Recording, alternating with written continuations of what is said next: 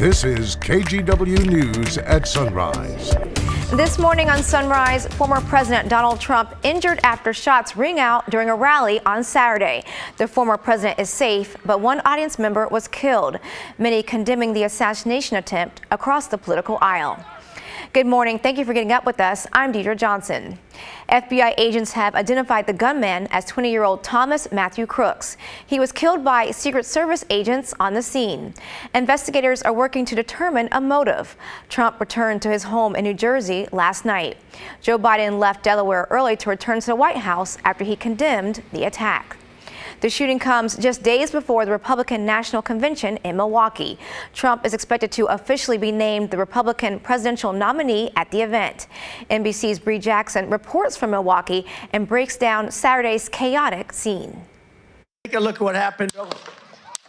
A terrifying scene as former President Trump is rushed off the stage following an apparent assassination attempt during a rally in Pennsylvania, killing one spectator and blooding Trump's ear. The FBI has maintained the lead on the attempted assassination. Federal authorities identified the suspect as 20-year-old Thomas Matthew Crooks. Cell video taken after the shooting appears to show his body on the roof of a building near the Trump rally. And I was watching the president and you hear the gunshots go off. A Trump spokesperson says the former president is doing fine. He traveled to his home in New Jersey and thanked law enforcement in an online statement after the incident. President Biden condemned the violence. The idea that there's political violence or violence in America like this is just unheard of. It's just not appropriate. And everybody must condemn it. Everybody.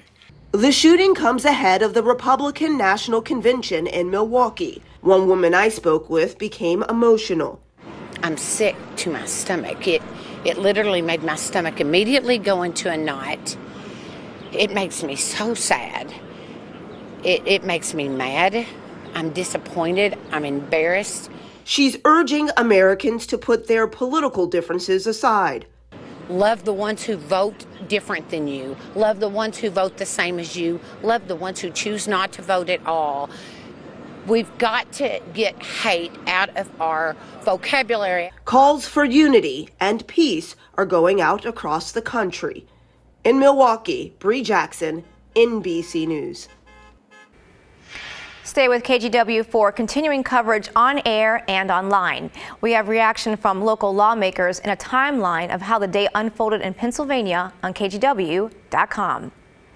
Well, taking a live look outside, the sun is up and we're looking forward to another warm day. Let's turn to Daisy Caballero for a quick look at our Sunday forecast. Hey, Daisy. Hey, Deidre. Good morning and happy Sunday, everyone. Yeah, a completely different story, though, as we're looking at the Oregon Coast Cannon Beach right now because of a marine layer. So yes, if you're headed out to the coastline, you guys will eventually be seeing a little bit more of that sunshine for the second half of the day. But for the time being, cloudy, 57 degrees. They are actually also dealing with some low visibility, more specifically as we're looking at Tillamook and most importantly Newport as well. So if you are planning to head out the door within the next 30 minutes or so, just be prepared.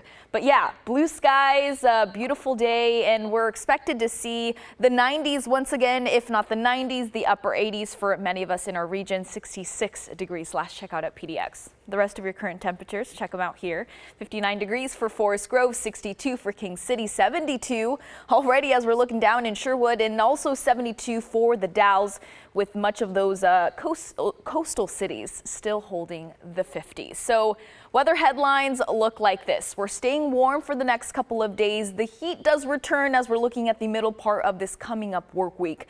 No big cool down and absolutely no rain in sight for at least the next 7 to 10 days.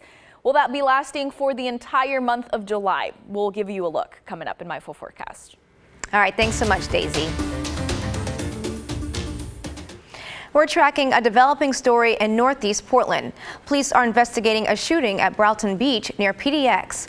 Officers arrived to find 2 men dead. Detectives say the suspect or suspects left the scene before officers were called. No one has been arrested. If you have any information on the shooting, call police. In Southeast Portland, police are investigating a fatal shooting at Sellwood Riverfront Park. Many neighbors are concerned about the shooting that happened at the local park. Leah Flego visits Sellwood Riverfront Park all the time. I just live across the river. So yeah, I've lived here my whole life. I love it here, and I've been coming to this Sellwood Riverfront Park for so many years. I come here all the time to bring my dog. She couldn't believe a man was found dead near the river. Just kind of shocked. I'd never heard of anything happening right at this park. You know, everybody's here and happy and having a good time and playing with their dogs, so that's usually what's happening here. Portland police say they responded to reports of a shooting at the park at 11:16 p.m. When they arrived, they found the victim dead. Some say they're surprised to hear that something so tragic would happen at Sellwood Riverfront Park. You never really see anything going on down here. It's usually really calm. People are happy, having a good time. Never see police, never see people fighting. Police say the suspect or suspects left the area before police were called to the area. They're still investigating what happened. Visitors say despite the incident, they plan to continue to go to the park.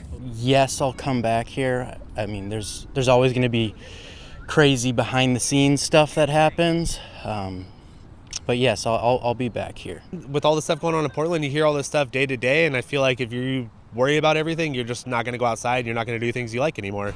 So why worry about it? Just go have your good time and hope everything's going to be okay.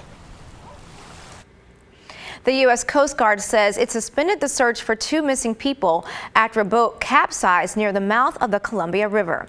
This is video sent in by a fisherman in the area. The Coast Guard told KGW 5 people went overboard when a 26-foot pleasure craft hit the Columbia River bar around 10:30. 3 were pulled from the water after the accident. 2 of those people are doing fine, and 1 person was pronounced dead at the scene.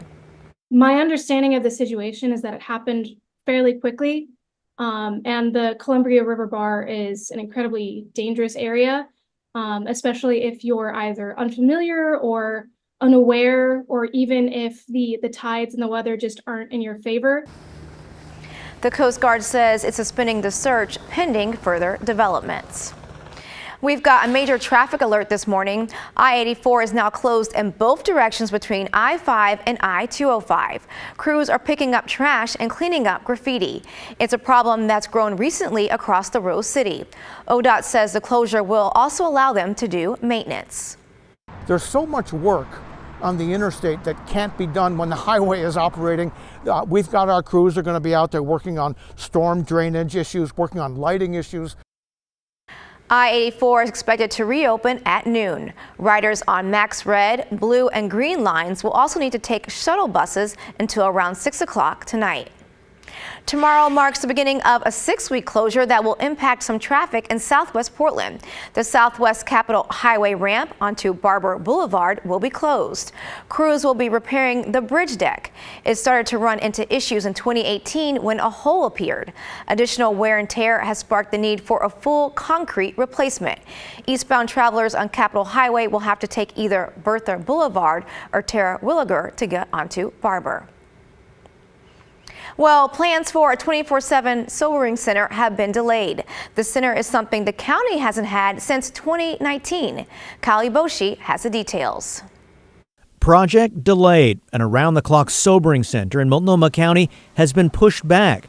The proposed facility where police can take heavily intoxicated people now isn't expected to be open until the fall of 2026. Dysfunction, absolute dysfunction. It's a frustrating setback, said business owner Stephen Leon, who's seen the drug crisis unfold in downtown Portland. The police need a place to drop somebody off. I hear it from the police officers, I hear it from our other community members, and the businesses in downtown are fed up. Portland hasn't had a sobering center since the nonprofit Central City Concern shut down its facility in 2019. I think that they definitely should open something up like that, and soon. People are in desperate need. There's people dying. Like, I'm a recovering drug addict, and people forcing me to get sober saved my life. The sobering center will come after the county's planned temporary deflection center, set to open on September 1st. The building on Southeast Sandy Boulevard is a place where police can take people caught with drugs and try and get them help. It's part of the county's plan to deal with the rollback of Measure 110.